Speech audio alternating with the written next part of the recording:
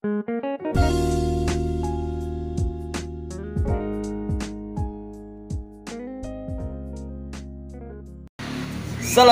warahmatullahi wabarakatuh. Halo semuanya, selamat datang di channel lainnya, di channel mamprang.id. Di video kali ini saya sudah bersama teman saya. Dengan siapa nih? Saya Vicky Syahrijal dari mahasiswa Universitas Islam Indonesia atau UII. Dari jurusan Hubungan Internasional saya. Angkatan berapa nih? Saya angkatan 2018 berarti teman-teman. Baru 2 tahun kemarin berarti ya, masuknya? 2 tahun yang lalu. Sekarang berarti saya masuk ke semester 5. Siap, seperti itu. Mantap. Nih kita sharing-sharing santai aja, berbagi pengalaman buat teman-teman kita yang ingin masuk kuliah. Ya, bisa. Misalkan kita mau masuk UII, ada jalur apa aja tuh?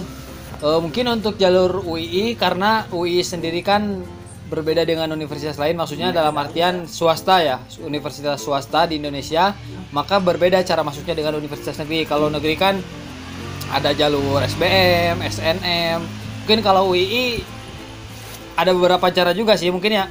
Sebelum saya menjawab, seperti yang tadi saya bilang, jadi kalau ada kekurangan atau ada kesalahan yang saya berikan, mungkin mohon dimaafkan ya teman-teman, karena manusia itu Tempat tempatnya salah dan lupa. Al-insanu makanul khoto'un nisyan. Mantap banget, mantap jaya. Jadi saya sendiri masuk ke UI itu lewat jalur namanya CBT. Apa tuh CBT tuh? Jadi CBT itu singkatan dari Computer Basic Test. Jadi kita ujian melalui komputer, menjawab beberapa soal. Kalau tidak salah waktu itu ada 100 soal. Nah, dari 100 soal itu terbagi menjadi beberapa bagian. Ada matematika, ada tentang pengetahuan umumnya, pengetahuan sosial, ada juga agama. Seperti namanya kan Universitas Islam Indonesia. Jadi dalam segala hal itu selalu dikaitkan dengan Islam. Jadi didasari dengan Islam terlebih dahulu. Makanya ketika ujian, ketika mau masuk UI itu juga ada pertanyaan-pertanyaan mengenai keislaman ya, tentang Rasul, tentang sifat-sifat Nabi, terus dasar-dasar Islam lah. Iya. Syahadat, sholat, seperti itu. Terus itu ujiannya nunggu lama buat tahu pengumumannya atau gimana? Oh enggak, kalau CBT ini langsung ketika kita menjawab soal, setelah 100 soal itu kita jawab, kita submit, secara itu juga langsung saat itu juga keluar hasilnya. Lulus atau enggak gitu. Nah, jadi kita tahu kita ini diterima atau enggak secara langsung di situ. Nah, kemudian kelebihannya CBT juga, kita tuh bisa lebih dari beberapa kali nyobanya. Ujiannya? Iya, jadi misalkan ketika hari ini gagal, kita bisa nyoba lagi besoknya. Besoknya juga, kalau nggak salah 3 kali kita bisa mencoba. Jadi ketika 1 kali gagal, kita bisa mencoba beberapa kali lagi. Terus kalau selain jalur itu ada lagi yang lain? Mungkin selain jalur CBT ada juga PBT kalau tidak salah. PBT itu Paper Basic Test. PBT ini sama dengan CBT, cuman bedanya kalau PBT ini kita paper tulis. Jadi lewat tulisan. Kalau tadi kan lewat komputer, kita mengerjakan di komputer. Kalau PBT lewat tulisan. Oh gitu. Selain itu ada beasiswa atau yang ada lain? juga beasiswa berprestasi seperti universitas lain mungkin ya sama. Ada juga beasiswa tahfidz Quran. Beasiswa tahfidz Quran tuh kalau tidak salah minimal 15 juz. Nanti ada keringanan lah di uang DO. Nah, selain itu mungkin bisa diketahui juga teman-teman, di UI itu ada namanya pesantren UI. Nah, di pesantren UI ini bisa dibilang kita gratis untuk biaya kuliah. Nah, untuk biaya kuliahnya gratis kan, tapi di samping itu kita juga belajar agama di pesantren UI. Jadi ketika misalkan pagi kita kuliah di kampus, nah malamnya kuliah di pesantren itu. Kita mempelajari ya tentang keislaman lah, seperti itu sesuai namanya. Ada pelajaran khususnya tapi ya. Ada pelajaran khususnya lagi, kuliahnya malam. Dan kita juga tinggalnya di sana. Jadi tidak ngekos ya, mungkin mengurangi biaya kan, tidak ngekos, tidak bayar kosan, tidak bayar kuliah, karena kita tinggalnya di pesantrennya itu. Terus kalau misalnya kita udah lulus nih, ada jurusan apa yang tersedia di sana? Mungkin banyak ya jurusannya, hampir semuanya ada, dari teknik seperti arsitek, kedokteran, terus hukum ada juga.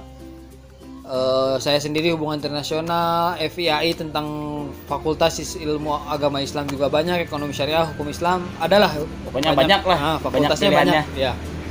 Nah, terus untuk biayanya sendiri masuk UI ini berapa nih? Nah, untuk biayanya setahu saya, jadi ketika kita tadi tes itu CBT, mungkin ini kalau ada kesalahan mohon maaf ya.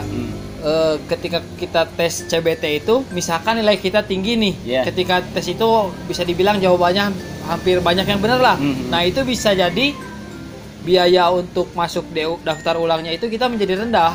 Nah, kebalikannya juga ketika jawaban kita salah tapi kita diterima, bisa jadi nanti bayarannya agak sedikit mahal lah, agak sedikit. Nah, jadi kalau misalnya jawabannya misalnya 100 benar semua, nah bayarnya bisa dikurangin. Bisa dikurangin gitu. ya. Kalau misalnya jawabannya banyak yang salah atau nilainya rendah, agak naik lah gitu, bisa dibilang agak naik. Kalau buat Vicky sendiri berapa nih? Nah selain itu di samping itu juga tergantung dari universitas.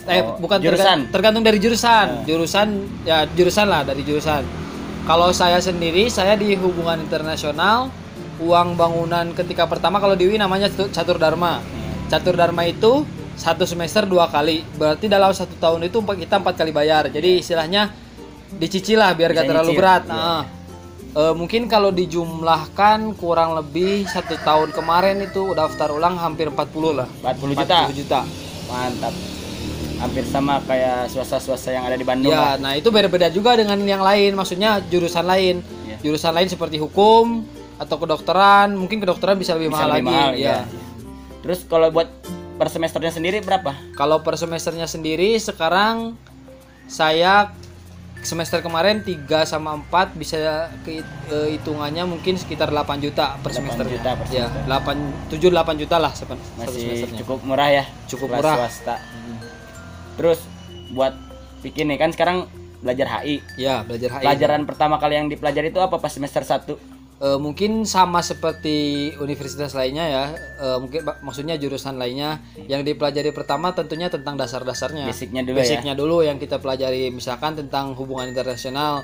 Hubungan internasional kan tidak lepas dari namanya diplomasi, negosiasi, kemudian kerjasama antar negara, mempelajari organisasi-organisasi internasional. Terus juga konflik-konflik juga termasuk ketika seperti banyak-banyak konflik kan, konflik internasional bagaimana penyelesaiannya. Nah, sebelum kita jauh lebih kepada ininya, kita di dasarnya dulu lah kalau pertama-tama. Nah, nanti ketika kita masuk semester 4 nanti ada yang namanya mata kuliah pilihan. Jadi kita mau lebih fokus ke mempelajari lebih dalamnya ke wilayah mana nih. Kita mau mempelajarinya politiknya di Eropa atau di Timur Tengah atau mungkin di ASEAN sendiri. Gitu. Nah, itu nanti kita pilihan, ada namanya mata kuliah pilihan. Tapi tetap berarti kalau yang pertama-tama itu dasar dari bahasanya dulu. Bahasanya dulu, teori-teorinya apa yang dipelajari. Kayak liberalisme, marxisme, mungkin yang dasar-dasarnya realisme lah, seperti itu dasar-dasar juga. Tapi ada matematika nggak tuh? Kalau di HI sendiri saya tidak ada. Ada tapi bukan hitungan, tapi nama mata kuliahnya itu apa ya, lupa lagi saya. Pokoknya itu, jadi kita bukan media dan HI lupa lagi pokoknya. Tapi hitungannya kayak rumus matematika gitu atau enggak? Bukan, tapi itu kita menghitung data, karena kan hubungan internasional itu kalau menurut saya sendiri, bukan karena ini kayak statistika gitu. Statistika dalam hubungan internasional, benar, statistika. Jadi dalam hubungan internasional itu mungkin bisa dibilang paling lengkap, apalagi di UI, karena di UI sendiri seperti yang saya bilang tadi, ketika kita mempelajari ini kita didasari Islamnya dulu. Nah, jadi seperti hubungan internasional dalam pandangan Islam, bagaimana Islam memandang hubungan internasional, memandang kerjasama internasional. Jadi kita mengambil dunia, nggak lupa juga dengan akhirat. Iya, seperti itu. Mantap. Jangan lupa dengan syariat-syariat Islamnya, karena kita ya umat Muslim, seperti itu. Jangan lupalah sama syariat-syariat Islamnya. Terus misalnya udah lulus nih kita nih, kita bisa masuk profesi apa aja? Kalau sejalurnya dari hubungan internasional itu bisa menjadi diplomat, atau nggak konsulat di negara lain, atau juga di kedutaan besar, dubes, terus ya mungkin itulah kalau dari hubungan internasional. Kalau yang kita lihat dari pertama kali mungkin awal-awalnya kayak gitu lah ya, profesinya. Dasarannya seperti itu, cuman ya tahu sendirilah sekarang itu bukan saya menginikan, kadang kuliah jurusan apa kerjanya di bagian apa. Tapi kalau dari HI sendiri jurusannya yaitu menjadi diplomat, konsulat, di kedutaan besar, ya pokoknya mengurusi hubungan-hubungan luar negeri lah. Seperti itu. Kalau misalnya pengen usaha sendiri juga bisa jadi traveler gitu bisa ya. Bisa jadi traveler, guide, seperti itu. Ya, gitu. Mungkin cukup sekian. Terima kasih nih Vicky. Oke, siap, mantap. Udah ngasih banyak informasi tentang hubungan internasional dan UII. Ya. Buat teman-teman semua nih di sini. Jadi ada bayang-bayangan nih kalau mau masuk UI, ada jalur ini, jalur itu, ada pelajaran ini, pelajaran itu. Nah, kalau mau masuk HI, pelajarannya ini yang harus dikasih, kayak gitu. Dan yang terakhir, jangan lupa salam Mamprang.